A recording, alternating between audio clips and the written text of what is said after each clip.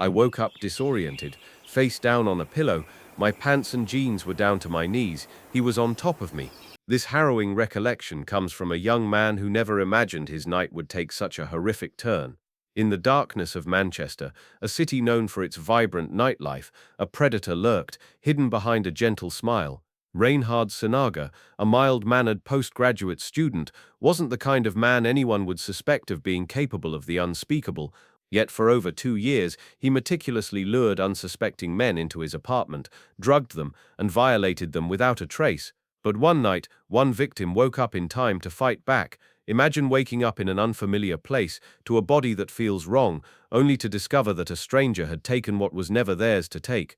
This moment would lead to an unraveling, unlike any the UK had ever seen. Sinaga, until then just another face in the crowd, would soon be revealed as one of the most prolific predators in modern British history. Welcome to Unveiled Crime Mysteries channel, where I unveil mysterious true crimes, some lost to time, others fresh in memory. Justice might not be served, but the shadow is unveiled. His name was Reynhard Sinaga, a postgraduate student from Indonesia. He appeared just like any other student, polite and unassuming, but in the hidden shadows of his apartment, something far darker was taking place. For over 2 years, Reynhard Sinaga stalked the streets of Manchester, preying on young men who were intoxicated, lost, or separated from their friends. Every night, he played the part of the benevolent Samaritan, offering help to those who needed it most.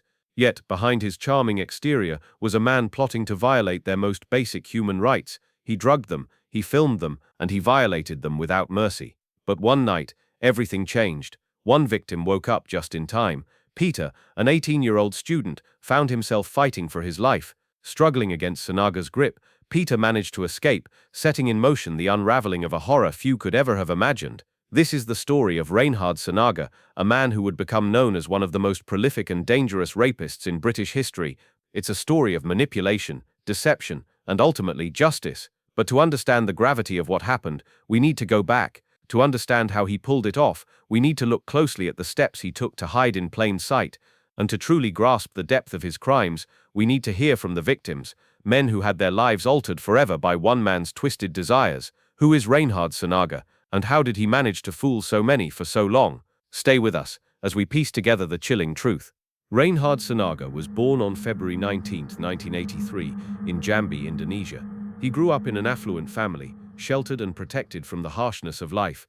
His father was a wealthy real estate mogul and a powerful banker, and his mother, a conservative Catholic, made sure her son stayed on the right track.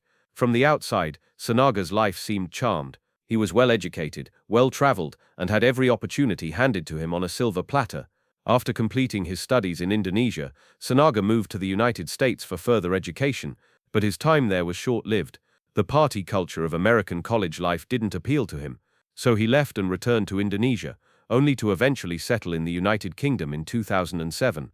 He enrolled at the University of Manchester, where he continued his studies in sociology and urban planning, pursuing postgraduate degrees while living a carefree, financially secure life funded by his parents. On the surface, Sinaga's life appeared completely ordinary. He was known to be social, friendly, and someone who got along with just about everyone. But what no one knew was that Sinaga was harboring a dark secret, a secret that would remain hidden for years. He was a predator, lying in wait for the perfect opportunity to strike. In 2015, Sinaga began targeting his victims. The process was simple yet deeply sinister. He would wait outside busy nightclubs, watching for men who were drunk or lost, then approach them with a friendly smile. He would offer assistance. "Hey, I can help you find your friends," or "You need a place to crash." For men who were separated from their group, Sinaga was a beacon of hope. They thought they had found a friend in a world full of strangers. Once they followed him back to his apartment, just minutes away from the bustling nightlife district, it would be too late. Sinaga would offer them a drink, laced with GHB, a dangerous drug that rendered them unconscious within minutes. Then, while his victims lay helpless, Sinaga would violate them, all while recording the assaults on his phone. He kept these videos like trophies, each one a twisted testament to his power over those who could never remember their nightmarish ordeal. What Sinaga did was methodical and cold. He deliberately targeted vulnerable men, those who were intoxicated, separated from their friends, and too ashamed to report what had happened to them. By keeping his victims unconscious, he ensured that they would never remember the horror he inflicted. Most of them never suspected a thing. In fact, many of them thanked him for his kindness when they woke up. completely unaware of the nightmare they had just survived. For 2 years, Sinaga continued his reign of terror. Each night, he hunted, he stalked the streets of Manchester, watching the intoxicated, waiting for the perfect opportunity to strike. At times, he would attack 2 or 3 men in one night. He knew his routine so well that it became second nature. He'd find his victim, gain their trust, invite them inside, drug them, assault them, and film it all. And then in the morning, he'd send them on their way with a friendly smile and a few kind words. What was even more terrifying about Sinaga's method was how normal it seemed. He was polite, well-spoken, and seemed harmless. His friends never suspected a thing. To them he was a little quirky, maybe a bit socially awkward, but harmless nonetheless. No one suspected the monster behind the mask. Yet despite his efforts to blend in, there were moments when his actions seemed too strange, too brazen to go unnoticed forever. Some of his victims felt confused when they woke up. They knew something was wrong, but the memory of their time with Sinaga was clouded by the effects of the drugs. They simply assumed they had been too drunk or too reckless. Some didn't even realize they had been assaulted until much later. But for most, it was the shame of not remembering that kept them from speaking out. How could they report a crime they didn't even remember happening? How could they explain what they didn't know? This silence worked in Sinaga's favor. For every man who couldn't recall what had happened, there were many others who, too embarrassed to report a crime they barely understood, chose to forget. As time passed, Sinaga grew bolder, his confidence rising as he continued to assault young men one after another. But in 2017, his luck began to run out.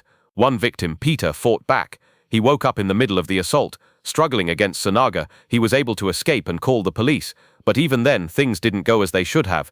Peter was arrested and held for hours, the authorities believing him to be the perpetrator. At that point, no one could have known what would happen next, but the police's handling of the case was about to change everything. Sinaga had been caught, but it wasn't until police began to dig deeper that they uncovered the true horror. Peter, though wrongly arrested, had taken Sinaga's phone in his hasty escape. It was the small mistake that would unravel everything. In the hours following Peter's release, detectives began to examine the phone. What they found inside would shock them beyond measure. Hundreds of videos showing the unconscious victims of Sinaga's assault. The chilling realization set in. Sinaga had been filming each and every attack. The videos were not just evidence of his crimes, they were his trophies, his twisted collection of power and control. As investigators scrolled through the footage, they saw Sinaga's victims in various stages of unconsciousness, some barely moving, others unaware they were being filmed. The footage made it painfully clear Sinaga had been hunting these men for years, but it didn't end there. Police found not only these gruesome videos, but also a box full of stolen personal items.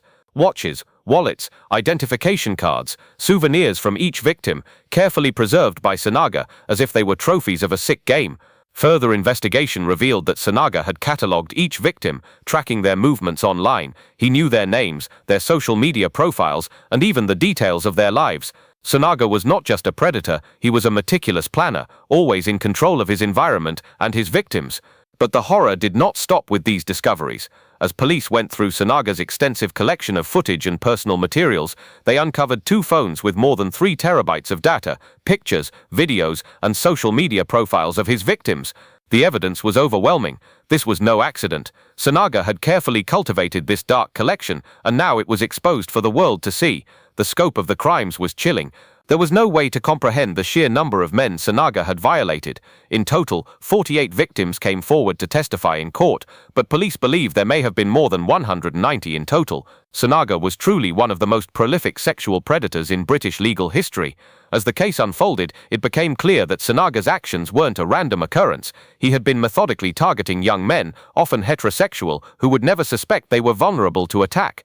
And because they couldn't remember what happened, they remained silent, trapped by their own uncertainty. The legal battle began.